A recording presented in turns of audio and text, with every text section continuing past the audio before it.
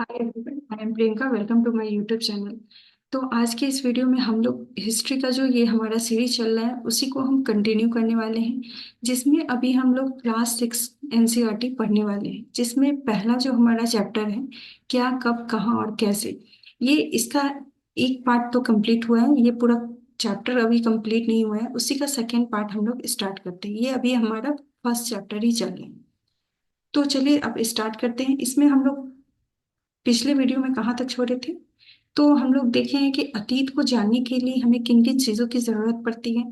तो सबसे पहले उस टाइम के बारे में हम एक पांडुलिपि के द्वारा भी उस टाइम की जानकारी हमें मिलती है।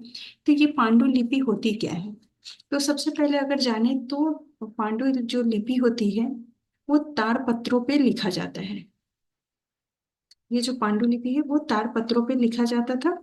और ये जो तार पत्र है वो किस चीज की बनी होती थी, तो ये आपका ये हिमालय क्षेत्र में मिलने वाला एक एक भुर्ज नाम का पेड़ होता था, जिसके छाल को विशेष तरीके से तैयार करके इसको बनाया जाता था। उसी में उस टाइम के सारे जानकारियां जो है हमें मिलती है। तो ये जो पांडुलिपि थी, पांडुलिपि, ये आपके एग्जाम में भी पूछा जाता है। पांडुलिपि जिसको तारपत्र से बना होता था, ये तार पत्रों से बना होता था। और ये तार पत्र कहाँ मिलते थे, तो ये आपका हिमालय क्षेत्र में उगने वाले, हिमालय क्षेत्र में एक भुर्ज नाम हिमालय क्षेत्र में भुर्ज नामक पेड़ के छाल से तैयार किया जाता है। पेड़ की छालों से तैयार किया जाता है, छालों से तैयार होता था। तो ये एक जानकारी का स्रोत है, ये हमें अतीत के बारे में जानकारी देती है। दूसरा हम देखते हैं कि ये जो पेड़ की पत्तियों को, ये जो छाल से बनाई जाती थी, वो कुछ समय बाद, बहुत टाइम, लंबे टाइम बाद ये क्या होता है, धीरे धीरे नष्ट होने लगते हैं। क्यों, तो इसमें बहुत सारे कीड़े लग जाते हैं, तो जिससे ये धीरे धीरे नष्ट हो जाते हैं, लेकिन कुछ अभी भी उपलब्ध है। और उस पांडुलिपियों में हमें क्या मिलता है, तो उसमें हमें जो जानकारी मिली है उस पांडुलिपि में, तो ये ज्यादातर आपके मंदिर का और बिहारों से भी हमें उसके बारे में जानकारी मिलती है। दूसरा आ जाता है कि नेक्स्ट हम लोग किस चीज के बारे में इससे जानकारी मिलती है, तो ये आ जाता है आपका धार्मिक मान्यताओं के बारे में इससे जानकारी मिलती है। उस टाइम के जो मंदिर होते थे उसमें इसका इस्तेमाल किया जाता था। नेक्स्ट आता है कि जो उस टाइम की महाकाव्य कविताएं जो भी लिखी जाती थी, चाहे वो औषधि हो या किसी राजा की जीवनी हो, ये सभी पांडुलिपियों पे ही लिखी जाती थी। उसके बाद अगर हम देखें तो ये जो पांडुलिपियां थी वो किस भाषा में लिखी जाती थी, तो मेनली जो है आपका मुख्य रूप से ये जो पांडुलिपियां होती थी वो संस्कृत, मुख्य मुख्य रूप से ये पांडुलिपि, ये आपका संस्कृत भाषा में लिखी जाती थी।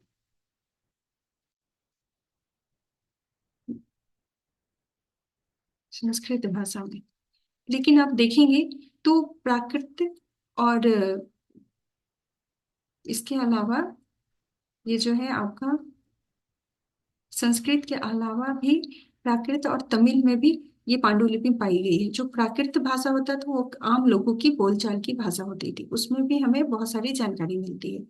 इसके बाद जो हमें अतीत के बारे में जानने के स्रोत हैं वो आपका, ये आपके एग्जाम में भी आया है, इसलिए आप इसको ध्यान में रखेंगे। पांडुलिपि किसे कहते हैं, इसमें एक बार स्टेटमेंट में आपका ये भी पूछ दिया गया था, ये कहाँ, ये जो ताम्रपत्र है वो कहाँ से प्राप्त होती है, तो ये आपके हिमालय क्षेत्र में तैयार हिमालय क्षेत्र में मिलने वाले पेड़ की छालों से तैयार की जाती है।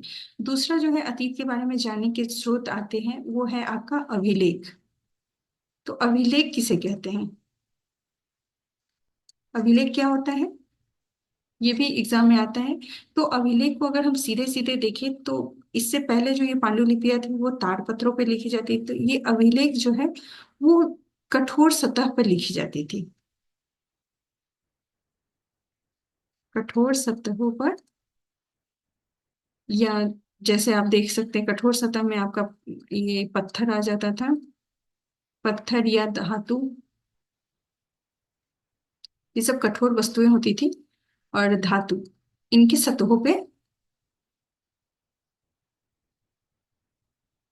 पे लिखे जाते थे, उत्कीर्ण किए जाते थे, लिखे नहीं जाते थे, खुद की लिखाई की जाती थी, उत्कीर्ण किए जाते थे। तो आप समझ गए कि ये जो अभिलेख लिखे जाते थे वो इस तरह से, आपका यहाँ पे एक पिक्चर भी, डायग्राम भी दिया गया है। तो ये क्या है, पत्थर का एक टुकड़ा है जिसपे खुदाई करके एक तरह से उत्कीर्ण किया गया था, खुद खुद के इस पे जो भी उस टाइम की बातें लिखी जाती थी, जो भी नियम होते थे, राजा अपना जो भी जानकारी देते थे, अपने आदेश जारी करते थे, वो सभी इसी कठोर सतहों पे लिख के देते थे। जिसमें आपका बहुत टाइम में धातुओं के ऊपर इस्तेमाल किया जाता था, फिर आपका जो पत्थर होते थे, तो ये सब नष्ट नहीं होने वाली चीजें होती थी, ये काफी लंबे टाइम तक ये रहता था। तो इस तरह आज के टाइम में भी आपके, अब यहाँ पे आप देखेंगे कि जो लगभग 250 वर्ष पुराना जो है आपका अभिलेख मिला है, 250 वर्ष पुराना यह अभिलेख वर्तमान में अफगानिस्तान के कंधार में से प्राप्त हुआ है। ये किस टाइम का है, ये आरंभिक अशोक नामक जो शासक थे आपका, उसने अपने आदेश जो जारी की उत्कीर्ण करवाए थे उसका अभी पता चला है आपका। ये उस टाइम का, क्योंकि ये तो नष्ट होता नहीं था, तो ये या तो सतह के अंदर, धरती के अंदर दबते चला गया। तो इस तरह से जब खुदाई होती है तो इस तरह के बहुत सारे अभिलेख हमें मिलते हैं। तो उस टाइम में जो राजा महाराजा होते थे वो सब अपनी अभिलेख के जरिए अपने आदेश और कोई भी सूचनाएं जारी करते थे। आम लोग भी बहुत, लेकिन बहुत कम ही, उनका उनके भी बहुत सारे काम का उल्लेख यहाँ पे हमें अभिलेख के द्वारा मिलता है। इसके अतिरिक्त हम देखते हैं, ये भी एक जानकारी का स्रोत हो गया हमारा। तीसरा आपका हो जाता है पुरातात्विक स्रोत।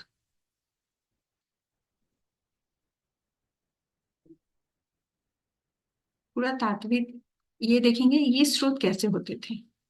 तो उस पुरातत्व का मतलब क्या होता है, जो भी पुराने अतीत टाइम में जो भी चीजें मिली हैं, जो भी वस्तुएं मिली हैं, उसको हम पुरातात्विक वस्तुएं कहते हैं। इसके अतिरिक्त अन्य वस्तुएं अतीत में बनी बनी और प्रयोग में लाई जाती थी, जैसे, और उसका जो अध्ययन करता था, अतीत काल में जो भी वस्तुएं मिलती थी, उसके उसके अध्ययन करने वाले व्यक्ति को क्या कहा जाता था, पुरातात्विद कहा जाता था, जो पुरानी चीजों का अध्ययन करता था। उन पुरानी चीजों में हम देखते हैं, जो ये पुरातात्विद होते थे वो पत्थर या ईंट से बनी इमारतों के अवशेष या चित्र हो, मूर्ति मूर्ति हो, इन सभी चीजों का अध्ययन करते थे। मूर्तियां हो गया, उस टाइम में जो भी हथियार बनाए जाते थे, बर्तनें होती थी, इन सभी का वो अध्ययन करते थे, और इसके अध्ययन करने वाले को क्या कहा जाता था, पुरातत्वविद कहा जाता था। आभूषण होते थे, जो भी सिक्के भी बनाई जाती थी, खुदाई, तो ये सब का वो किस तरह से अध्ययन करते थे, ये तो ऐसे तो उनको उपलब्ध होता नहीं था। तो ये खुदाई करके इन उस टाइम की जो भी चीजें जो सतह के अंदर, धरती के अंदर दब गई, उनकी खुदाई करके उसके बारे में जानकारियां हासिल करते थे कि उस टाइम का लोग, मतलब जो लोग होते थे वो किन किन चीजों का इस्तेमाल करते थे। तो इसमें आप एक पिक्चर दिया हुआ है एनसीईआरटी बुक में, आप ये देखेंगे। तो ये जो लेफ्ट साइड में है आपका, ये मटका है, वो कितने वर्ष पुराना है, बाय में एक प्राचीन नगर से प्राप्त हुआ है, प्राचीन काल के नगर से प्राप्त एक पात्र है, का प्रयोग हुआ है, जो कि 4700 वर्ष पूर्व होता है। ये 4700 वर्ष पूर्व की है। फिर दाहिने में आप ये दो टुकड़ा देखते हैं, जो कि ये चांदी का सिक्का है। उस टाइम का जो चांदी का सिक्का होता था इस तरह से दिखता था। इसके तो इन सभी चीजों का अध्ययन जो पुरातत्वविद होते थे वो इनके अध्ययन करते थे, इससे बहुत सारे जानकारी उस टाइम के बारे में जानकारियां एकत्रित करते थे। फिर वो ये जानने की कोशिश करते थे कि जो उस टाइम के जानवर होते थे या चिड़िया मछलियां, ये जानवर, चिड़िया तथा मछलियों की हड्डियां ढूंढते थे, ये जानने के लिए कि उस टाइम के जो लोग होते थे वो किन किन वस्तुओं को भोजन के रूप में इस्तेमाल करते थे, इसके बारे में। नेक्स्ट पॉइंट आप देखेंगे कि क्या पुरातत्वविद को बहुधा कपड़े के अवशेष मिलते हैं। क्या उस टाइम में लोग कपड़े का इस्तेमाल करते हैं, जब ये इतना खोजबीन कर रहे हैं कि बर्तन किस तरह का इस्तेमाल होता था, औजार उनका कैसा था, क्या उस टाइम में सिक्के का प्रचलन था, तो ये सब चीज वो तो खुदाई में प्राप्त किए हैं, उसके बारे में जानकारी हासिल की है। इसके अलावा क्या उस टाइम में वस्त्र का निर्माण हुआ था, वस्त्र था उसका, उसके बारे में कोई पता चला है। तो इन इतिहासकारों ने जो स्रोत एक शब्द आता है आपके इसमें, अ, स्रोत शब्द का इस्तेमाल किया गया है। स्रोत का मतलब क्या है? जानकारी। किन जगह से आपको किस तरह की जानकारियां एकत्रित होते हैं। तो यहाँ देखिए कि इतिहासकार प्राय स्रोत शब्द का प्रयोग करते हैं। इतिहासकार उन्हें कहते हैं कि जो अतीत का अध्ययन करते हैं, स्रोत के प्राप्त होते ही अतीत के बारे में पढ़ना या उनके बारे में जानकारी हासिल करना आसान हो जाता है। जिस तरह से आप कहीं जा रहे हैं, आपको डेस्टिनेशन पता है कि उस जगह पर ये चीज मिलेगा, तो आपके लिए वो जगह पहुंचना या उस जगह से वो चीज के बारे में खरीदना आसान हो जाता है। तो पहले से अगर स्रोत का जानकारी हो जाए, ऐसे किसी चीज को ढूंढना या पहले से पता होना कि इन स्रोत से हमें ये चीज मिल सकता है, इस जगह पे हमें ये चीज प्राप्त हो सकती है, तो इस तरह से इतिहासकारों के लिए, पुरातत्वविदों के लिए ये काफी आसान हो जाती थी उस टाइम के बारे में जानकारी हासिल करने में। अगला हम देखते हैं कि अतीत एक या अनेक। अब यहाँ पे उस टाइम के लोगों का रहन सहन कैसा था, इसके बारे में दिया गया है। तो इतना डीपली पढ़ने की जरूरत नहीं है, क्योंकि इसके बारे में आपके एग्जाम में बहुत कम पूछे जाते हैं। लेकिन हम जान लें कि जिस तरह से अभी के समाज में हम देखते हैं कि एक जगह के लोगों का रहन सहन, पोशाक या भोजन या उनके जो भी रीति रिवाज है, वो दूसरे जगह के लोगों से काफी भिन्न होते हैं। सेम उसी तरह अगर हम प्राचीन काल की बात करें, तो उनके भी रहन सहन में काफी परिवर्तन देखने को मिलता है कि एक जगह का आदमी दूसरे जगह से काफी भिन्न होता था। उनके तौर तरीके भी काफी अलग होते थे। तो इसी के बारे में ये पूरे लाइन में आपको इतना ही कहा गया है कि जिस तरह से आप देखें कि अंडमान निकोबार के अधिकांश लोग क्या भोजन में क्या लेते हैं, भोजन में उनका मछली पकड़ने या शिकार करते हैं और फल फूल के का संग्रहण करते हैं। तो हम जानते हैं कि उस जगह पर यही इतनी ही चीजें उपलब्ध है। वो समुद्र का ये जगह है, वहां पे उनके भोजन में मछली ही प्राप्त होंगी। वे शिकार और फल फूल पे ही अपना जीवन निर्वाह करेंगे। सेम उसी तरह से हम देखते हैं कि अगर दूसरे जगह की बात करें, तो वैसे ही उस जगह पे जो चीजें उपलब्ध होंगी उसका वो इस्तेमाल करेंगे। इसके अतिरिक्त हम देखते हैं कि उस समय के जो शासक होते थे, अपनी विजय का लेखा जोखा रखते थे। तो ये विजय का लेखा जोखा कहाँ रखते थे? एक तो आप उनका जरिया क्या था, या तो वो पांडुलिपि में, तो वो तो बहुत पुराना है, बहुत ही प्राचीन काल का है। उसके बाद ये लोग अभिलेख के द्वारा अपनी जो भी लेखा जोखा रहता, तो वहाँ रिकॉर्ड, अपना रिकॉर्ड रखते थे। चाहे वो विजय में जिस क्षेत्र को जीतते थे उसके बारे में भी काफी जानकारियां मिलती है। लेकिन आम आदमी अगर उस टाइम के देखे, जैसे शिकारी वर्ग होते थे, मछुआरा होता था जो संग्रहण करता था, संग्राहक होते थे, या कृषक या पशुपालक वर्ग के लोग, इन लोगों का लेखा जोखा, उनके काम का विवरण आपको बहुत ही कम देखने को मिलेगा, क्योंकि उनके बारे में कोई लेखा जोखा वो खुद तैयार करते नहीं थे। पुरातत्व की सहायता से हम उनके जीवन के बारे में जानकारी हासिल कर सकते हैं। वे उनके बारे में बहुत सारी जानकारी एकत्रित करने में लगे रहते हैं। अब देखते हैं कि तिथियों का मतलब क्या होता है। हिस्ट्री में आपका एक जो ये शब्द आता है तिथि, डेट्स, इसके बारे में एग्जाम में भी कभी आपको डेट दे दिया जाएगा कि कौन कौन सी सभ्यता किस ईस्वी सन में आई है, या फिर हम देखते हैं कि ये जो शासक हुए हैं वो किस सदी के हैं। तो इस तरह से डेट का यहाँ पे हिस्ट्री में आपको बहुत ही इम्पोर्टेंट रोल रहता है, इसलिए आपको डेट भी याद याद रखना होगा। आप डेट कैसे याद रखेंगे? यहाँ पे आप कॉमनली देखते हैं कि ईसा पूर्व, ईशा पूर्व शब्द आता है, ईसवी आता है। इसका क्या मतलब है? ईसा पूर्व और ईसवी का क्या मतलब है? आप डेट कहाँ से काउंट करेंगे? तो उसके बारे में यहाँ पे दिया गया है। सबसे पहले हम देखते हैं कि यहाँ पर एक एग्जाम्पल के तौर पे 2000 वर्ष लिया गया है। का तात्पर्य है ईसा मसीह के जन्म के 2000 वर्ष के बाद से है, उनके जन्म के बाद से माना जाता है। ईसा मसीह के जन्म के पूर्व की सभी तिथियां ईसा पूर्व, ईसा से पहले के माने जाते हैं। ईसा पूर्व, पूर्व का मतलब ही क्या होता है? पहले। तो ईसा मसीह जो थे, ईसा मसीह के जन्म के पूर्व का, जन्म के पूर्व की सभी जो तिथियां होती है,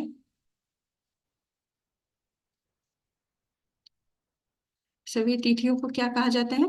तिथियां क्या कहलाती है? ईसा पूर्व कहलाती है। ईसा पूर्व। जिसको हम कहेंगे ईसा से पहले का टाइम, ईसा से पहले का के रूप में इसको माना जाता है, ईसा पूर्व को। उसके बाद हम देखते हैं कि इस पुस्तक में हम 2000 को अपना आरंभिक बिंदु मान के इसको एग्जाम्पल के रूप में ले लिया है। अब नेक्स्ट देखिए, ये पॉइंट लास्ट आपका पॉइंट है, इतिहास और तिथियां। इसमें क्या कहता है, ये एग्जाम में लगभग हर बार ही पूछ लिया जाता है, इसलिए आप इस पॉइंट को इम्पोर्टेंट पॉइंट के रूप में आप पढ़ना स्टार्ट कीजिएगा। एग्जाम में इससे आता ही है। पहले आपको दे दिया जाएगा कि अंग्रेजी की बीसी, बीसी हिंदी में इसको क्या कहा जाता है, ईसा पूर्व, ईसा मसीह के जन्म से पहले का डेट, ईसा मसीह के जन्म से पहले का, ईसा पूर्व। बीसी को क्या कहते हैं, ईसा पूर्व, हिंदी में उसको ईसा पूर्व कहते हैं, ईसा पूर्व। ये हो गया।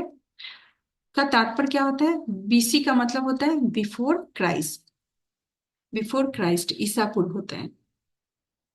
कभी कभी तिथियां से पहले एडी भी लगा रहता है। एडी का क्या मतलब होता है, बीसी का तो मतलब हो गया बिफोर, बिफोर क्राइस्ट, ये हो गया। अब आता है एडी। एडी में आप देखते हैं, एडी का मतलब होता है, हिंदी में इसको कहते हैं ईसवी, ईसवी। एडी का मतलब होता है, फुल फॉर्म है इसका एनो डोमिनी, डोमिनी, एनो डोमिनी इसको कहा जाता है। ठीक है, ये दो शब्द से बना है। इसका मतलब होता है, इसका तात्पर्य है ईसा मसीह के जन्म के वर्ष से, ये जन्म के वर्ष से पूर्व का है, ये उनके जन्म से पहले का है, ये जन्म के वर्ष से ही माना जाता है। इसको ईसा मसीह,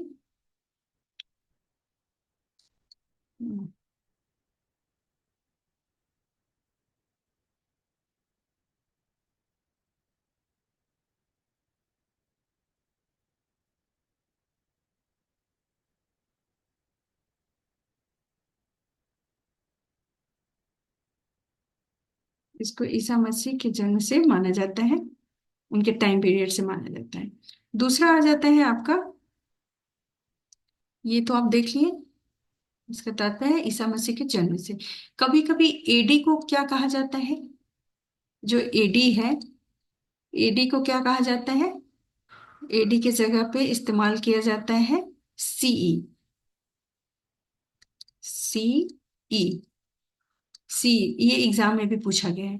तथा बीसी जो होता है, बीसी को हम क्या कहते हैं, बीसी की जगह पर इस्तेमाल किया जाता है बीसीई, बीसीई का प्रयोग होता है। ये ईसी का मतलब क्या होता है, सीई का मतलब होता है कॉमन एरा, कॉमन एरा। और बीसी का मतलब होता है बिफोर कॉमन एरा। ठीक है, ये आपके एग्जाम में पूछा जाता है। इसमें और कुछ नहीं, डायरेक्ट इस पे इसमें कोई स्टेटमेंट का क्वेश्चन नहीं पूछा जाएगा, डायरेक्ट हो जाएगा कि वर्तमान में एडी को क्या कहा जाता है, तो सीई कहा जाता है। सीई का फुल फॉर्म क्या होता है, फुल फॉर्म का भी पूछ लिया जाता है, तो आप लिख सकते हैं कि कॉमन एरा। बीसी को अब बीसीई लिखा जाता है, बिफोर कॉमन एरा। तो ये आपका क्या था, ये आपके इतिहास के जो तिथियां होती है उसके बारे में जानकारी थी। कभी कभी अंग्रेजी के बीपी अक्षरों का भी प्रयोग किया जाता है, बीपी, जिसको हम कहते हैं बिफोर प्रेजेंट, वर्तमान से पहले, ये भी इस्तेमाल किया जाता है, तो इसको भी आप ध्यान में रखेंगे, बिफोर प्रेजेंट इसको कहा जाता है। तो ये आपका चैप्टर कंप्लीट होता है, जिसमें आपको केवल इन सारे पॉइंट को ध्यान में रखना है। ठीक है, क्योंकि इसमें आपके क्वेश्चन पूछने लायक दो तीन पॉइंट्स हैं, जिससे हर बार एक या दो नंबर में क्वेश्चन पूछ लिया जाता है। ये फर्स्ट चैप्टर आपका काफी इंपॉर्टेंट चैप्टर है, जिसमें एक बार तो एक तो आपका ये डेट्स के ऊपर आ जाता है कि किस टाइम में किसको क्या कहा जाता है। ठीक है, अब नेक्स्ट आते हैं हम लोग, ये सब आप लोग को समझ में आ गया होगा कि स्रोत के बारे में भी देख लिए हैं कि कौन कौन से सबसे अतीत काल के जो स्रोत होते थे कौन कौन से थे।